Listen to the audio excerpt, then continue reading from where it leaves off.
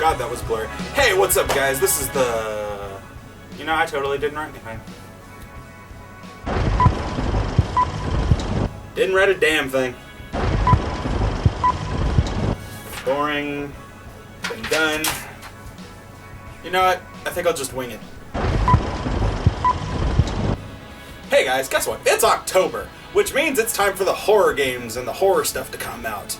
And what better horror game to, well, go on about is Silent Hill.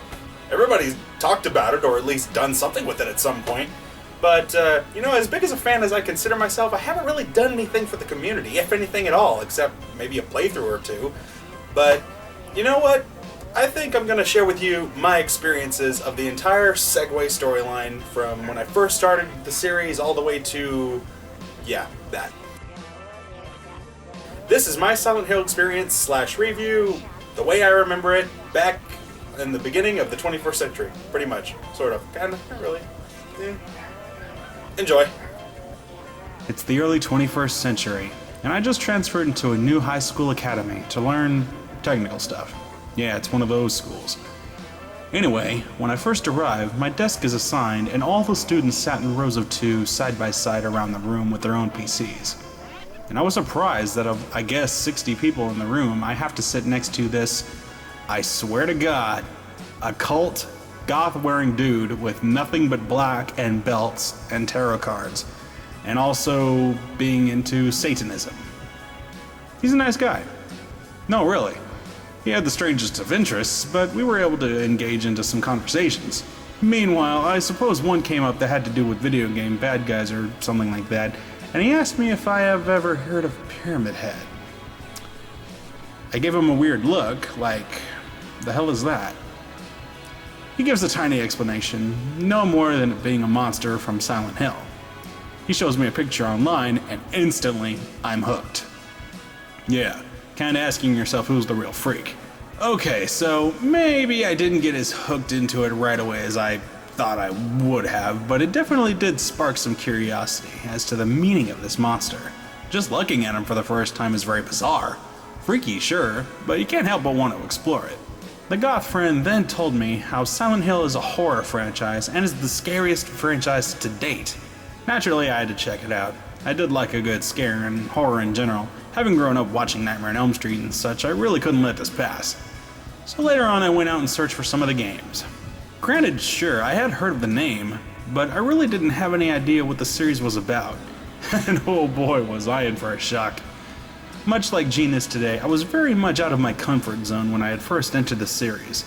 Sure, I had seen a couple of scary-esque games in the past, and watching horror movies was one thing, but immersing myself into a dark overworld where I had absolutely no experience was absolutely terrifying. My friend explained to me beforehand that it was a horror game that surpasses all others, so you could say I walked into it at least knowing that much. The truth is, I really didn't have too much of an interest getting into the series as much as I ended up getting. I just wanted to see this monster, Pyramid Head, not really go beyond that. I went and got the obvious game I thought I should start with, Silent Hill on the PlayStation. And that was the start of it all. This was something entirely new to me. The PlayStation 2 was still in its newer stages at the time, and games like Devil May Cry and Onimusha series and Resident Evil 4 and so on were still pretty hyped. I was always a die-hard gamer that had to get his hands on all the new stuff, so this was no exception.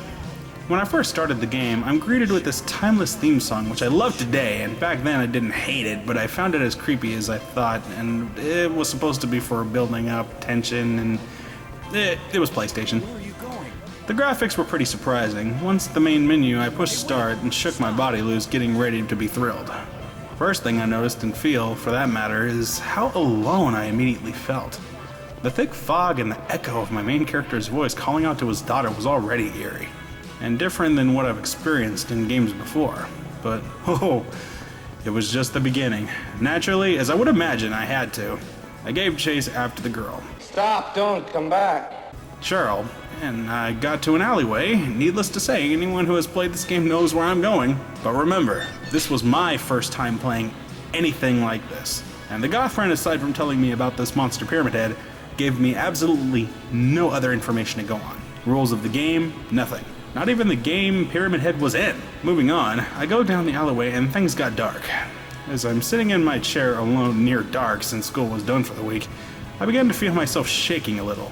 Having my character, whose name is Harry Mason, by the way, having nothing but a lighter to light the dark was already giving me the signs that this can't be good. Any other character would have had a whip or a sword or some mystical power or the ability to jump on things, I don't know, anything but a lighter and no attack. Oh, that sucks. Already at the brink of myself, I step further passing bloody hospital beds, wheelchairs, rusty fences, asking myself, why did I do this? Why am I here? Not having much time to consider turning off the game, I came up to this bloody body on the fence, incredibly freaked, and I suddenly catch myself probably blurting out in fear for the first time, what the f***? Immediately I'm attacked from behind by little demonic baby things with knives. Scared the shit out of me. Ramming every button I can, I shake them off and try to run back, but yet to my surprise, the way is blocked. There's no earthly way of knowing which direction we are going. There's no knowing where we're rowing. Not a speck of light is showing, so the danger must be growing. Are the fires of hell a-glowing? Is the grisly reaper mowing? Yes! The danger must be growing, for the rowers keep on rowing, and they're certainly not showing any signs that they are slowing!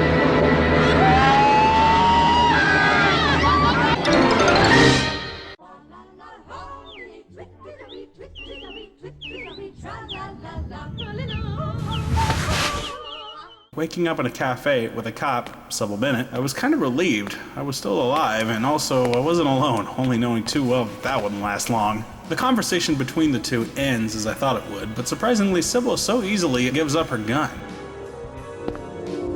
Take this, and hope you don't have to use it.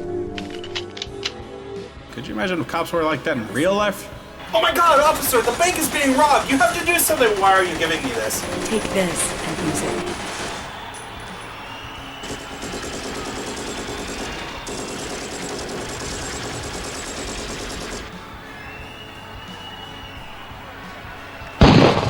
Meanwhile, I played a little longer, got better acquainted with my tank controls, made it to the school, solved probably the most evil puzzles ever, got to the school of hell, shat myself, ruining dozens of pants and calling it quits.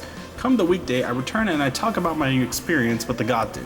And naturally, he found my suffering amusing. But I asked him where Pyramid Head was in the game. He goes on a little bit more and explains that he's only in Silent Hill 2. Then my response is... Unfortunately, this is where I stopped playing the first game, for a while, and went on to discover the horrors that would ruin more pants. In the sequel, that by many fans and critics claimed to be the scariest game ever. I'll get more on that one in my next part, but I will continue here. Though it would be a long while after I played 2, I did return to play and finish Silent Hill 1. I started the game over, of course, wanting to have a fresh start with the storyline, since that's what I was understanding was really important, as well as reading all the information you find hidden within. Outside of the experience videos, I will make a separate section doing the best of my ability to explain the story of each game how I believe it really goes. So rest easy. I won't waste hours of your life here. I should, but I won't. In the end, I did ultimately return many times to Silent Hill, regardless that my fear toward it was pretty high. Eventually, I got used to it, and well over it apparently. Over the years to this point, I don't consider any part of this franchise scary anymore. I enjoy it, though Konami has heavily dropped the ball way later in the series. That's a story for another day. This has been my experience in Silent Hill 1. Silent Hill on the PlayStation, even today, still holds up on being a timeless classic with a brilliant score composed by Akira Yamaoka, for being a very moody as well as having a very bitter sweetness to it. If by some means you can get your hands on this game, best jump on it. It is a thrill. Join me in part 2, where I finally get my hands on the title I searched for with the famous monster that made himself the face of the series. For better or for worse, it's happened. Later.